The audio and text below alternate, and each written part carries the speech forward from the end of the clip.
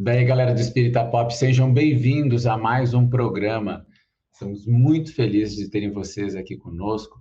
Toda a galera jovem aí, de 15 a 70 anos, né? Os jovens menos e os mais experientes estão conosco para falar de um tema importante que é do nosso cotidiano, para a gente entender um pouco o mundo que a gente está vivendo. A gente vai falar de amor e guerra.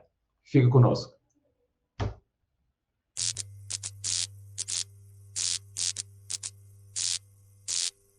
Daí, pessoal, como é que vocês têm passado? A gente percebeu que o tema, né, de um dos nossos programas aí teve uma repercussão maior, porque a gente quer realmente entender causas que possam justificar tamanhas atrocidades acontecendo no mundo afora, de uma maneira que a gente fica muito triste sempre que a gente acompanha pessoas morrendo, pessoas sofrendo com circunstâncias tão complexas como a gente tem acompanhado no caso, né, dessa guerra em Israel, dessa guerra na Ucrânia, de várias guerras em andamento na África, enfim, e de guerrilhas espalhadas pelo mundo já há tanto tempo, que muitas vezes não são noticiadas, mas nós temos irmãos ali passando dores muito difíceis de superar, porque os traumas da guerra, geralmente, eles são, de uma maneira ou de outra, impactados por gerações e por várias encarnações. Esse resgate acaba acontecendo às vezes de forma até parcelada, para que a pessoa suporte as consequências dele, porque a gente pode deduzir que as consequências da escravidão, que a gente sente até os dias de hoje, né, não passa quase uma sessão mediúnica, não passa duas sessões mediúnicas que a gente participa e não tenhamos algum problema a ser sanado, né? Algum relacionamento a ser curado que tenha tido origem nas crueldades cometidas durante a escravidão, e a guerra não deixa de ser um elemento, um fulcro gerador de karmas pesados para todos aqueles que estão envolvidos. Mas a gente tem que entender que toda lei de causa e efeito ela está inserida dentro das pessoas, então as pessoas estão sujeitas a passar por aquilo que elas também, em outras encarnações, semearam. Infelizmente, isso poderia acontecer de forma espontânea e natural, onde nós seríamos submetidos aos nossos resgates, por exemplo, através, né, da necessidade de passar por uma doença, por alguma coisa que a gente pudesse tratar, que a gente fosse se recuperando, e que pelo amor a gente pudesse atenuar esse processo de resgate, já que a lei de justiça, amor e caridade, né, ela faz bem o amor está bem no centro da balança.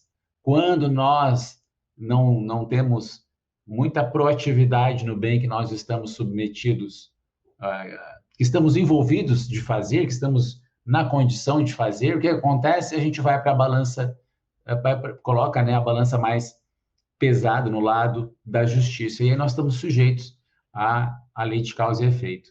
Quando nós estamos em serviço, em trabalho, a caridade começa a pesar mais que a justiça, porque existe a lei da misericórdia, que é uma lei de compensação. É mais ou menos isso. Eu coloco ali um pezinho na caridade, o que acontece? A misericórdia de Deus coloca outro pezinho do lado e a justiça fica em suspenso, esperando, né, se a gente vai querer continuar fazendo bem ou não. Então, aí a gente tem uma tendência muito importante, não digo nem uma tendência, né, mas a gente tem um convite muito importante para que a gente possa fazer do amor um caminho seguro para nos levar para a caridade, porque senão a justiça vai nos buscar da forma que nós estivermos necessidade. E aí pode estar 100 pessoas bem, se for com a nossa justiça nos buscar, a única que vai estar mal vai ser nós, ou pode ser o contrário também, se nós estivermos, né, numa situação avessa, onde está muitas pessoas passando por dificuldade, a gente pode ser poupado de alguma maneira. Claro, nunca totalmente, porque por mais que nós estejamos aqui tão longe do Oriente Médio, por exemplo, nós estamos sujeitos de uma forma muito dura a ter que lidar com cenas e imagens tão difíceis e saber que se nós não cuidarmos, a gente pode sempre trazer para a nossa esfera mais próxima a violência. Talvez não daquela forma que está acontecendo lá, mas a violência sim. Então, sempre que falta o amor, nós vamos estar nos sujeitando de alguma maneira a trazer a violência para os nossos ambientes, né? E é importante a gente entender que até no plano espiritual, os próprios espíritos, muitas vezes, hostis uns aos outros há séculos, acabam gerando eh, guerras paralelas. Nós sabemos pela obra Francisco de Assis, lá numa parte que eles vai falar, né, das cidades de cruzada, no plano espiritual inferior, que ela tenta tomar, né, o planeta Terra várias vezes, através das cruzadas, através da Inquisição, e mais tarde, através do movimento nazista, por exemplo, sendo o próprio Hitler um dos seus imediatos, e toda aquela tristeza que acontece naquele momento, mas aqueles espíritos que eles estavam lá reencarnados, aqui, fazendo esse movimento que tomou de assalto toda a Europa e boa parte do mundo, eles tinham um suporte de mais de 200 milhões de espíritos no plano espiritual, que eram desse núcleo, né, que está descrito lá, que é um grupo que, inclusive, ficou proibido de reencarnar por mais de 1000 anos, porque era necessário que o evangelho se espalhasse pela Terra, para que ele pudesse frutificar. Se eles tivessem reencarnado antes, eles teriam prejudicado essa sementeira, e tão logo eles conseguem ter conhecimento intelectual, técnico, para poder reencarnar e manipular suas próprias reencarnações, eles já começam a entrar na igreja e tomar o poder da igreja, fazer todas esses movimentos contrários à fé cristã que estavam sendo executados ali naquele período. E é importante a gente salientar que a própria espiritualidade, sabendo disso, ao entrarem na igreja, eles leram o evangelho, eles estudaram, né, o pensamento de Jesus, e isso, se no primeiro momento não fez o efeito, nas encarnações posteriores acabou gerando neles um sentimento de arrependimento muito grande pelas coisas que eles tinham feito. E uma vez acreditando, uma vez conhecendo a mensagem de Jesus, eles passaram nas encarnações seguintes, mudando a sua postura, mudando o seu comportamento. E o mesmo acontecendo com os islâmicos, que eram muitos espíritos ateus, né, muito revoltados, e que a fé islâmica trazia para eles a existência de um Deus superior, que eles tinham que ter uma devoção, e aquilo arrefeceu a sua agressividade, né? A gente acha muitas vezes que é a religião X, é a religião tal que cria, né, as pessoas violentas. Não, as pessoas violentas se utilizam de pretextos religiosos, como se utilizam de clubes de futebol, como se utilizam de tráfico de drogas, enfim, as pessoas violentas se utilizam de pretextos para dar vazão ao seu desequilíbrio, para dar vazão à sua violência.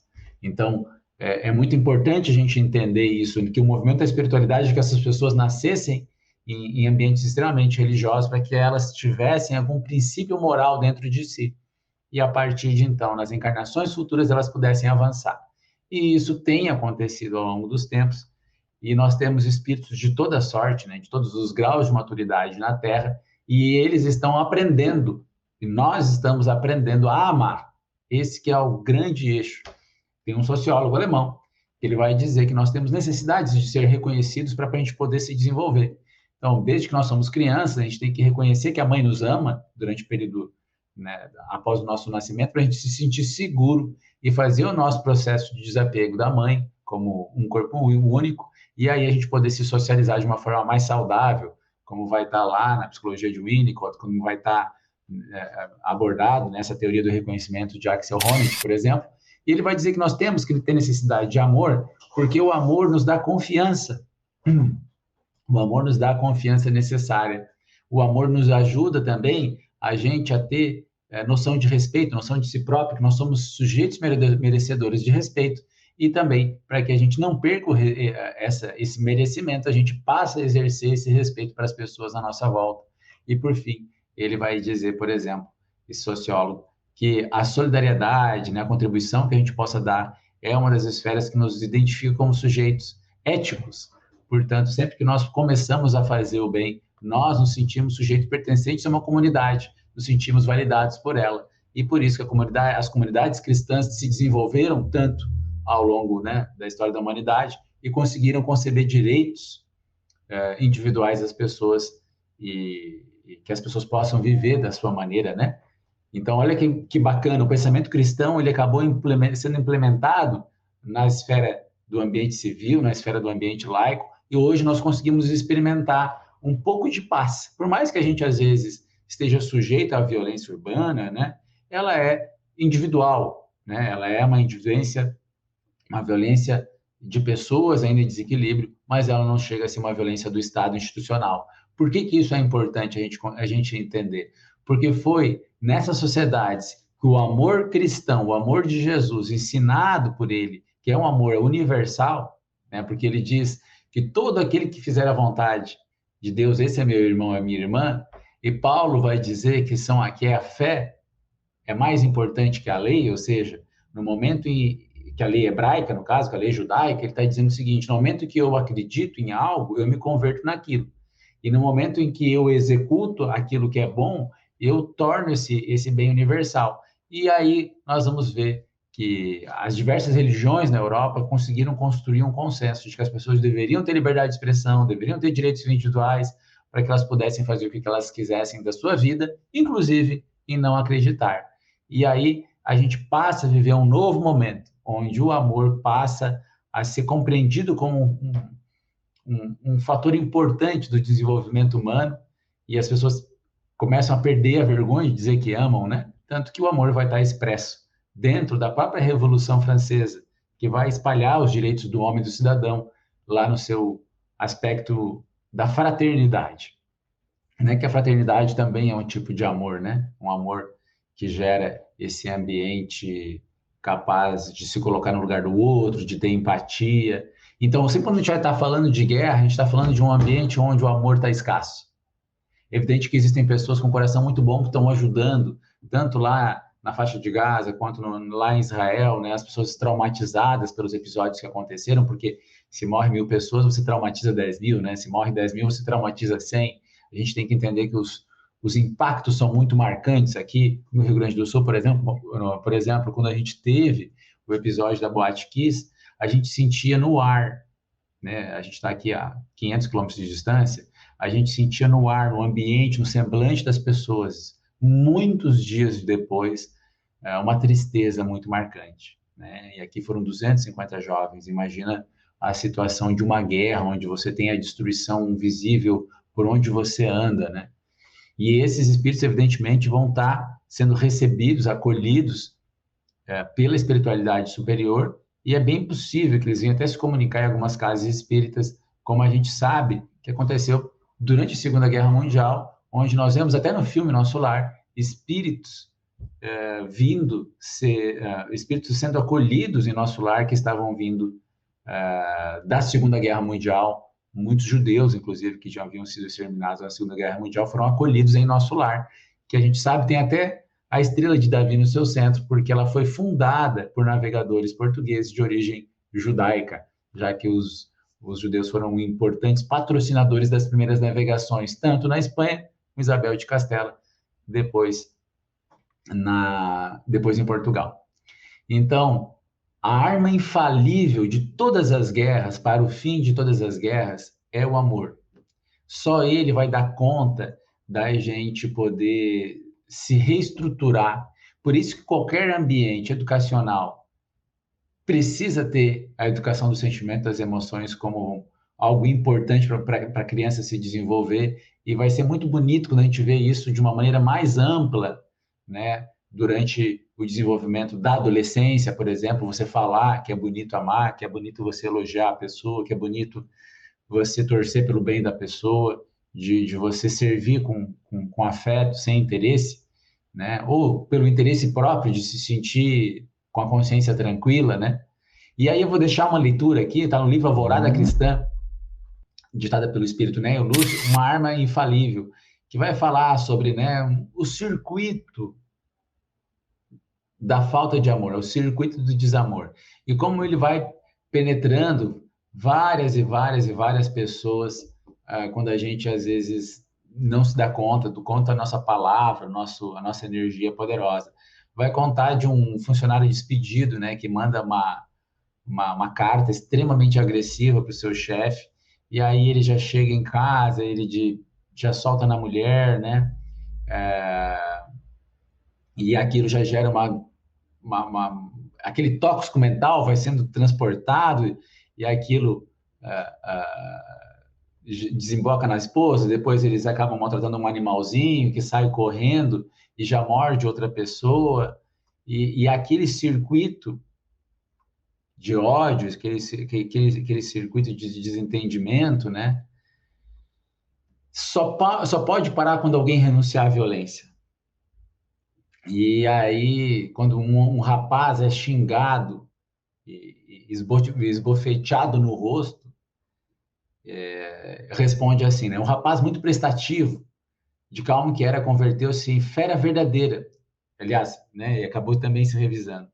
E aí ele descarregou sobre outra pessoa tudo aquilo que a mãezinha dele tinha feito, né? Porque ele já tinha, enfim, aquele circuito já tinha dado uma volta, estou abreviando tudo aqui. E ele disse que estava farto, né? Diz que a mãe era culpada das coisas. Isso não acontece por aí também. Não suporto mais essa vida, né? Sai da minha frente, né? Aí a velhinha disse assim, né? Tomou a mão dele, segurou e disse com carinho: Venha cá, meu filho, você está cansado e doente. Sei a extensão de seus sacrifícios por mim e reconheço que tem razão para lamentar-se. No entanto, tenhamos ânimo. Lembremos-nos de Jesus. Tudo passa na terra. Abraçou-o comovida e afagou-lhe os cabelos. O filho demorou-se a contemplar-lhe os olhos serenos e reconheceu que havia no carinho materno tanto perdão e tanto entendimento que começou a chorar pedindo desculpas. Houve então entre os dois mundos uma explosão de íntimas alegrias. Jantaram felizes e oraram em sinal de reconhecimento a Deus. A projeção destrutiva do ódio morrera, afinal, ali, dentro do lar humilde, diante da força infalível e sublime do amor. Vale a pena ler esse texto todo, ele é muito bonito, gente. Alvorada Cristã, a arma infalível. O amor é a arma que vai vencer todas as guerras. O amor, só ele é capaz de fazer o nosso mundo se transformar. E aí eu quero fazer um convite a todos aqueles que também estão preocupados com tudo que está acontecendo, que a gente possa colocar o nosso sentimento, a nossa oração por todos os líderes globais, né? E porque as nossas orações, elas também são utilizadas, porque elas são energia, e os espíritos superiores utilizam essa energia para enviar aos locais de mais auxílio, seja um hospital perto da nossa casa, seja o outro lado do mundo. Nós sabemos que nós temos essa capacidade porque somos filhos de Deus, temos um poder imenso de magnetismo dentro de nós e a fé, ela não encontra distâncias para se fazer ouvida e sentida e inclusive manipulada em favor do bem de todos, em favor do bem comum. Então que a gente possa fazer esse movimento, gente, de oração, de se compenetrar, né, nisso tudo. E quem assistir, claro, fora do Natal não vai entender, mas quem estiver assistindo mais recentemente, a importância de nós já anteciparmos um pouco o nosso clima natalino, porque o Natal, ele sempre é uma oportunidade da gente fazer o bem em maior escala, porque existe uma ambiência espiritual para isso, e também a espiritualidade superior consegue baixar, né, se aproximar da crosta, gerando benefícios para todos. Isso está lá na Antologia Mediúnica do Natal, ditado a Chico Xavier. Então, meus amigos, o amor é a solução. O amor é a solução. É evidente que a gente é, sabe dos meandros, muitas vezes, da autodefesa, mas nós necessitamos compreender a educação para o amor, para a gente saber que um pedaço de terra não vale uma vida, que a gente pode muito bem experienciar uma vida cheia de amor quando a gente sabe renunciar. E Deus vai nos recompensar de forma muito maior, né? Bem-aventurados brandos e pacíficos, porque herdarão a terra. Fiquem com Deus. Beijo no coração de todos. Até mais.